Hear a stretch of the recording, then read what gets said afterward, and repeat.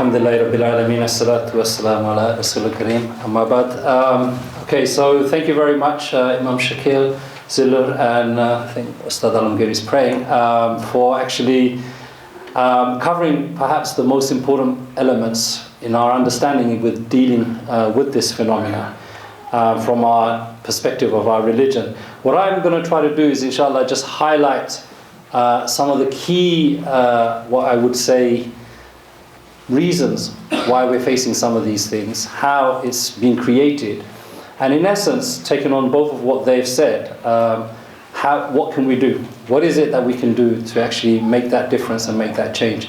Because sometimes it might feel that, the problem that we're facing is so big that you feel that you're under siege. And I know I've spoken to many people. I was actually at this conference earlier, NUS black students, and they were talking about racism, still talking about racism, and they had Islamophobia in there. And one of the things important, I would say, things that they mentioned, or one of the speakers mentioned, which I thought was actually really, really powerful, is really understanding what's going on and before reacting.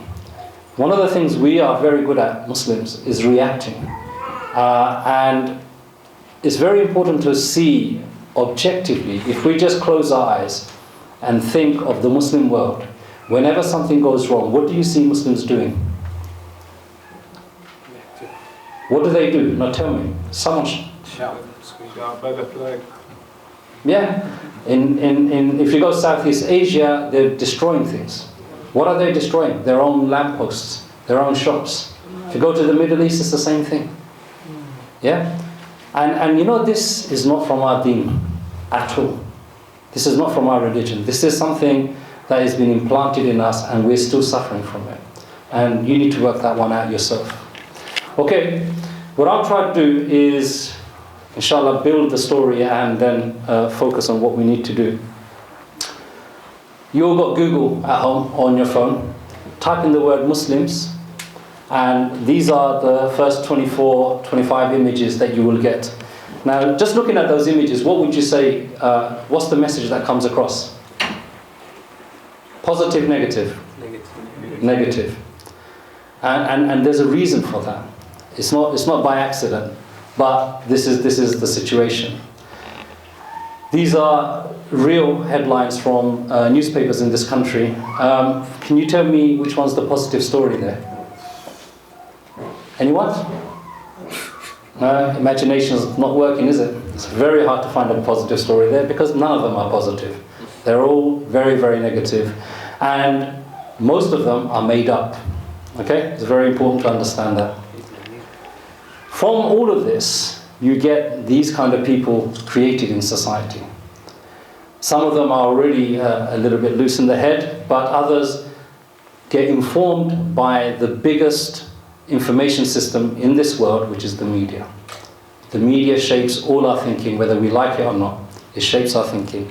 And you get this, from which you get that, and that's a reality. So Islamophobia is real, anti-Muslim hatred is real. So when the Woolwich murder took place here, how was it for Muslims? I'm assuming you're all local residents. How did you feel? Terrible. Terrible. Terrible. What else did you feel? What other emotions did you feel? Under attack. Yeah? Did you feel that, okay, it's going to start again on us? And that's the reality. These are just figures from the Metropolitan Police on the number of attacks that's taken place, which spiked in the first 3 months, yeah? But there's a reason for this. And the reason is this, very important. This is a study that was done by Lancaster University. They looked at over 200,000 articles in the British press. And this is just one of the findings I just got for this presentation here. And what they said is, for every one moderate Muslim mentioned, 21 examples of extremist Muslims are mentioned in the British press. That's the odds. So every positive story, there's 21 negative story. Okay? So you can see what's happening. But they go on. It's also interesting to note the so-called moderate Muslims often got praised in a way which implies they are good because they aren't fully Muslim. So the only positive way you're going to get a positive story about Muslims is if you're really not a Muslim. And that's the agenda. Okay, that is the agenda. And we see this. Do we not see this? Ustadh Alomgir mentioned Sharia. He mentioned the word Khilafah. I'm sure it's going to be up on a blog soon. Extremist. And I am going to be as well, because I've just said it as well. Right? And I'll actually make it worse. I'll say jihad. Huh? Okay? So to be actually a moderate Muslim, you have to actually forsake your religion. This is what's going on here. Now, is it happening by accident? Do you think this is happening by accident? No. The religious perspective has come. We all know that there is going to be enmity towards this religion. That's fine. But it's actually a little bit more than that. Before Islam was the enemy, what was the enemy of the West? Russia. Communism, Russia. When the Berlin Wall fell, I remember Imam, I am actually that old, okay? I remember Imam telling me, you watch, we're going to be the next enemies of this world. And I was thinking, why would they pick on us? But I'm seeing it now. I'm witnessing it. It is very, very deliberate. There are organizations out there. There are websites out there. There are think tanks out there that make it their business to say what is right, what is wrong, what is good, what is bad, what is extreme, what is acceptable. This is what's going on. And these neoconservative extremists, okay, they have the ear of the government. They have the ear of the media. They actually have a very powerful backing. Okay, very powerful backing. I'm sure Lewisham Islamic Centre did a lot of good work after Woolwich, but I guarantee you never made it 10 o'clock news.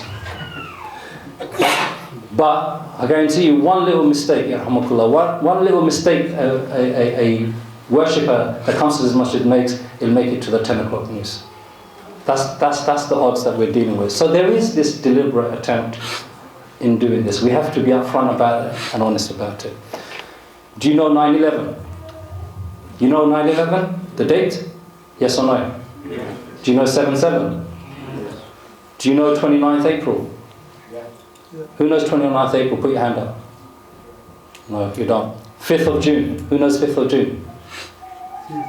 Who knows the 21st of June? How comes you don't know any of these dates? What date do you know, Ahi?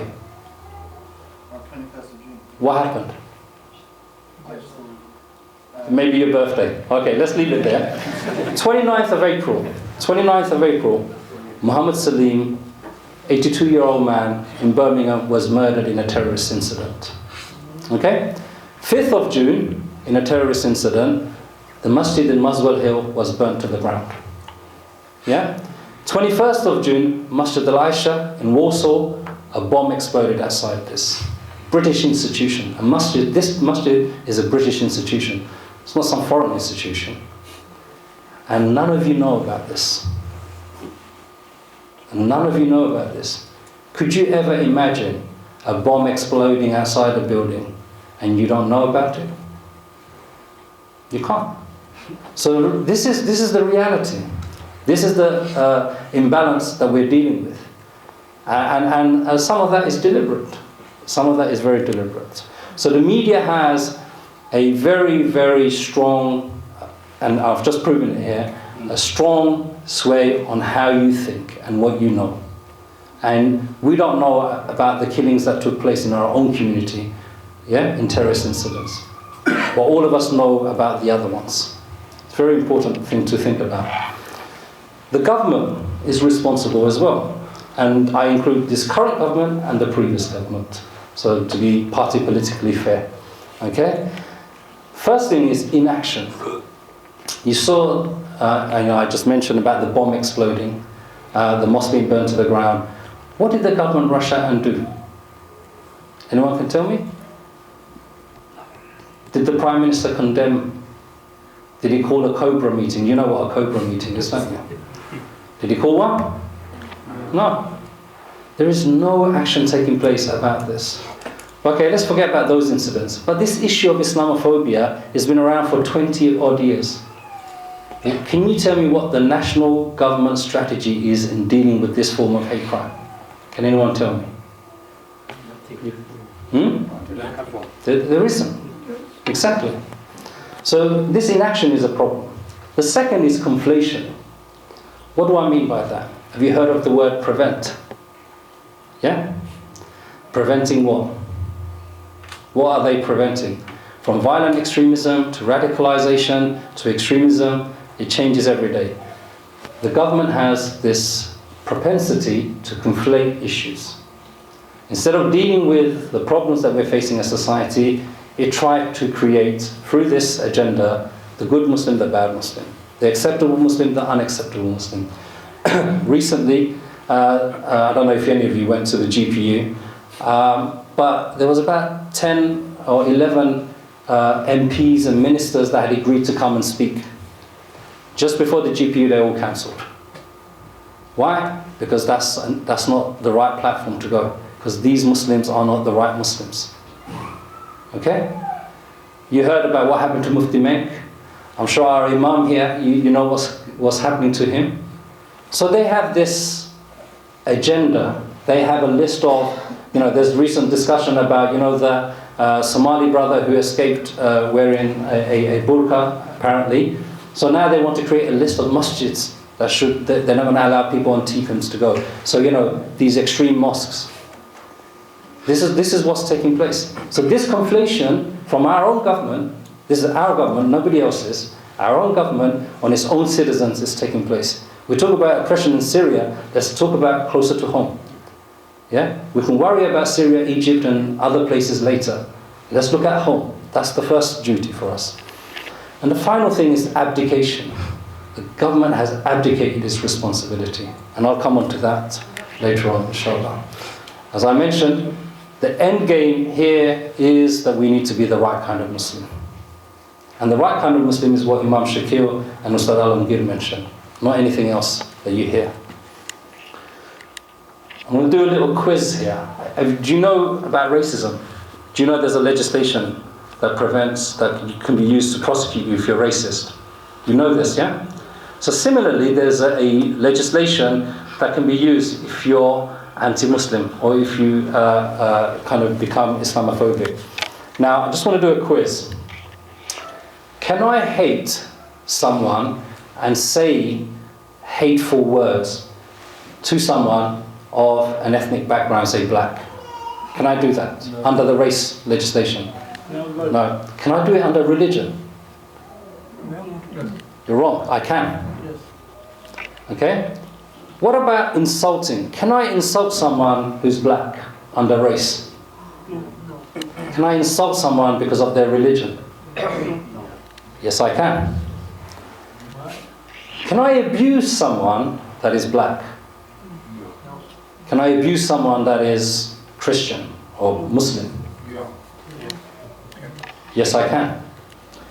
Can I even use violent and threatening words against someone that is black? Can I do it to someone who is perhaps Muslim? Yes, I can. Unless I have an intention to stir hatred. This is the legislation that exists currently. Does that look fair? The way the hatred, anti-Muslim hatred, is kind of allowed to just run riot. It takes so much to prosecute someone on this one, yeah? It takes so much to prosecute someone, and that is the big problem. And this is the abdication of the government's responsibility. How can our government have two completely different levels, disparity in prosecution terms, laws for its citizens? One for religious people, Muslims namely, and one for people of ethnic background. How can they allow this? But more importantly, why are we allowing this? So what can we do? I think to recognize the problem and understand the problem, I think the terms have been set. But, Imam Shakeel mentioned about unity. I don't call about unity in terms of Muslims, we all should be united. We should be united on dealing with issues. Because if we can't deal with the issues, then we're going to be in greater danger. Imam Zakir Naik, yeah, Sheikh Zakir Naik, he got banned from this country. Do you know about that? Do you know who asked for him to get banned? Huh? Who was it? Was it these neoconservative think tanks and things like that? It was a Muslim. How does that sound? Huh? It was Muslims. It was Muslims that wrote to the Home Office asking him to be banned. It wasn't non-Muslims. So when we talk about unity, we have to understand what's taking place here. And the thing that is taking place here is, and I'll borrow a phrase from Yusuf Chambers, is normative Islam. What we would term as everyday Islamic activities is what's under threat here. So if you're a Salafi, if you're a Sufi, if you're a Brelwi, if you're an Ikhwani, whatever you are in your methodology, all of us have the same normative Islam. Salah is normal to all of our schools. Sharia is normal to all of our schools. These are the values that are under threat. So when we help others ban each other, what do we really do? What is it that we really do? We take away the space that we can stand on. And we allow ourselves to be pushed back. At the same time as we're being pushed back, we're busy breaking the ground from behind us. So the cliff edge is coming closer to us. Very soon there'll be nothing left to stand on. And that's what's happening. So when we talk about unity, when we talk about organizing, this is what it is that we have to kind of think about and challenge. Now to do this, we are engaged with, mashallah, you know, we participated in an inquiry called the Lewisham Inquiry. I don't know if you've heard of it. But it was something that was looking at how media basically got away with murder. And so a recommendation came that the regulations that currently govern the media aren't good enough because they just do it themselves. We need something different.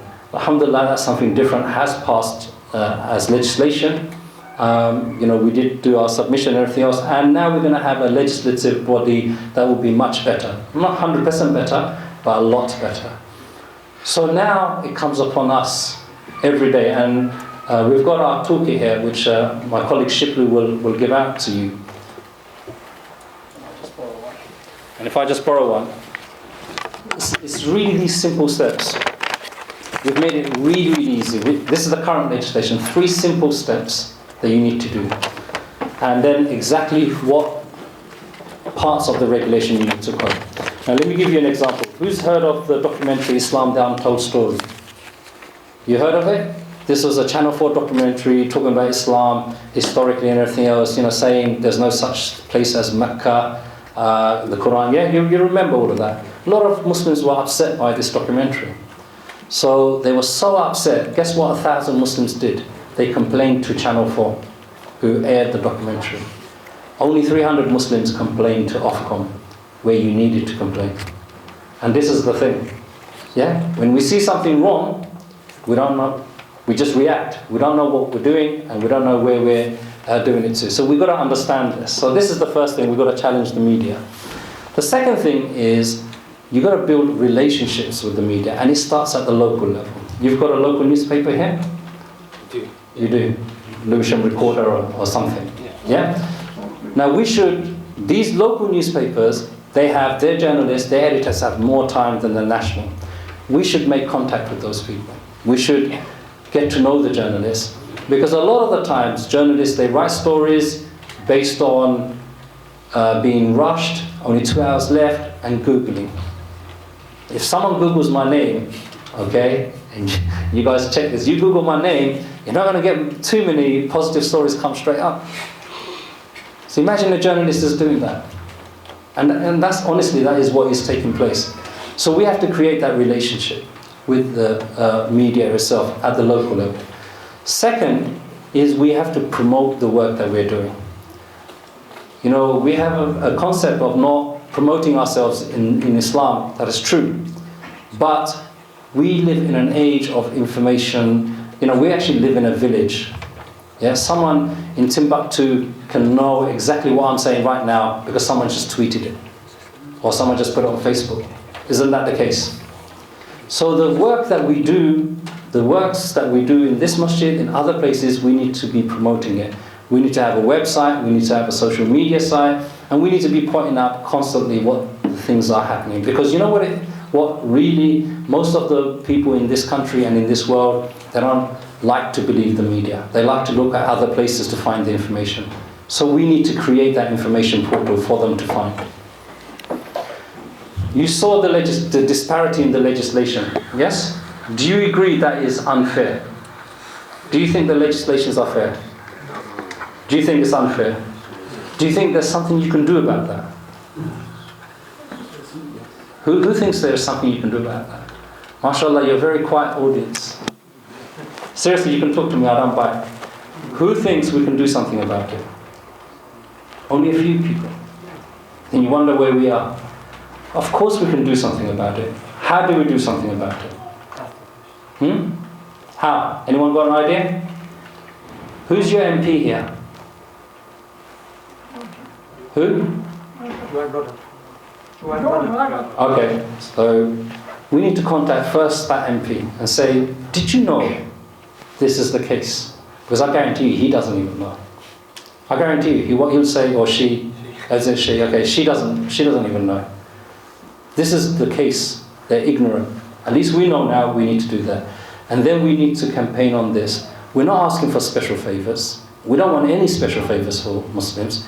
We just want all forms of hate crime to be dealt the same. You know, the way racism is dealt with, Islamophobia or anti-Muslim hatred should be dealt with the same way. And this is the point. But we need to, as Ustadh Alomgir mentioned, we need to be in society to do this. We're not going to be alone. If we make this call, we won't be alone. We will get much support from many people out there. If they, you know, the way I showed you that, if you go and tell them that, they'll be shocked. And they'll think, okay, we need to actually do something. The final thing I want to mention before I round up is we need to be Muslims now with confidence. What do I mean by that?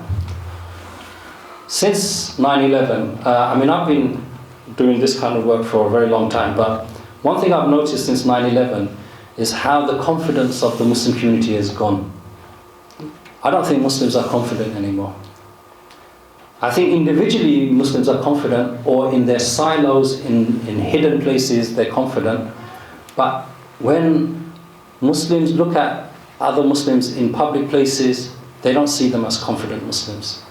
We've seen interviews of Muslims that go on media, how they've come about. And not to pick on anyone, but we get asked really strange questions like, well, why do you need a mahram if you're going to travel more than 48 miles? That's an extremist point of view. This was on national television. A Muslim got asked, why do you need women to have a mahram if they travel more than 48 miles? It's amazing. What does that journalist know about our Sharia and the Hanafi point of view on that to ask this? But now that's an extreme point of view. This is where we are. But the Muslim there, he could not answer that question. He became defensive. And that's what we are. We're just defensive all the time. Why? Because we've lost confidence in our deen. Not to practice it, but to share it. Because we do actually think, okay, you know what? Maybe it's a bit extreme. Maybe it's a bit extreme. Yeah? I don't know about this masjid. Many masjids I know, they don't use the word mujahideen in their khutbah dua. The mujahideen have become mustadafin. That's what they have become. Why? Because you might be labelled an extremist. To make dua, you may be labelled an extremist. I know many Muslims who secretly were cursing and getting really angry at the 7 or 8 Muslim MPs that we have who voted for the same-sex marriage. But I know, and I can challenge you here, none of those Muslims actually even contacted those Muslims. None of those Muslims actually contacted their MP to say, don't vote for this bill. Because Muslims felt, wait a minute, if we talk or lobby against this same-sex marriage bill, we're going to get called homophobes. And we can't have that. But the Christian community did it. Did anyone call them homophobes? So this is how much confidence we've lost. The moral values that we hold high, we have the right to share. And we have the right to ask others to accept that. We have that right. Just like the others have the right to push their own morality or immorality, the way we want to see it. But why do we feel in society we can't do that? Why do we feel that we can't have that debate? Is it because we're not articulate? Is it because we can't speak the language?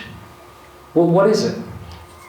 It's neither of those things. It's because we haven't got that confidence anymore.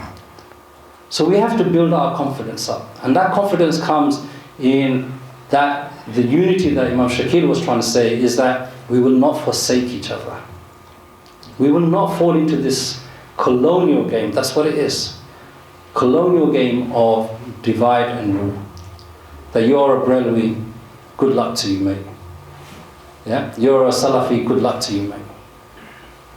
You know, the funniest, I'll tell you, this is really fun. Do you remember this documentary about imams who agreed to marry underage girls? Do you remember? How many of you remember this documentary? Well, put your hand up, honestly. I want a few of you. Do you remember the big, massive headline stories afterwards? Not really. It didn't happen. Shall I tell you why it didn't happen? They were Brelwi. And they're being used at the moment against the Salafis. And the story that came out is because of Wahhabism, these imams are marrying off these girls underage. This is honest truth. You'll find this on Quilliam website. You know those wonderful people. Okay? This is the stupidity that, you know, you would not believe this unless you saw it. You would not believe this can happen. But this is what's happening. This is the reality. And I've got 2 minutes, and I'm going to finish very, very soon, inshallah. I just want to make one more point, which is about, so we do want to be Muslims with confidence, but we have to do that in an organized way. We have to do that in a collective way, and we have to do that in ways that will actually make a difference. The steps that will make a difference is, first and foremost, for us not to take any more ground away. Yeah? There is no negotiations. We are Muslims. Yeah? We keep a beard. If I'm a man, if I'm a woman, I might wear a niqab, I might not wear a hijab. That's me. You're going to deal with that. We have to say that.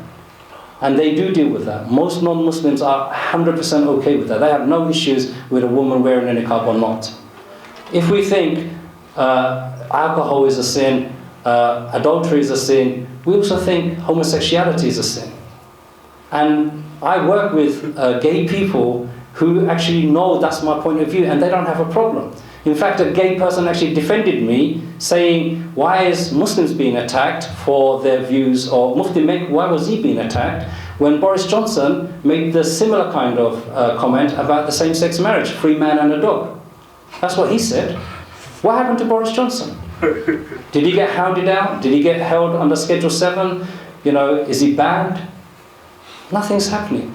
The point is, we make mistakes and we do say things we shouldn't say. If we apologize, we move on. The Prime Minister smoked pot when he was in college. He took drugs.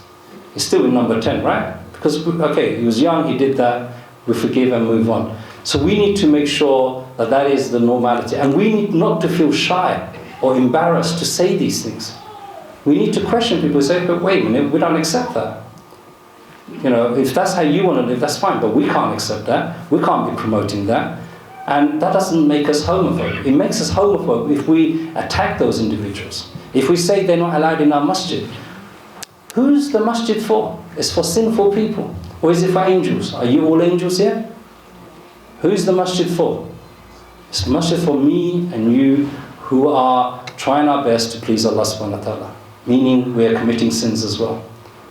So maybe someone's committed that sin, we can't ban them from the mosque. Someone committed adultery, we can't ban them from the mosque. We will still allow them in the mosque.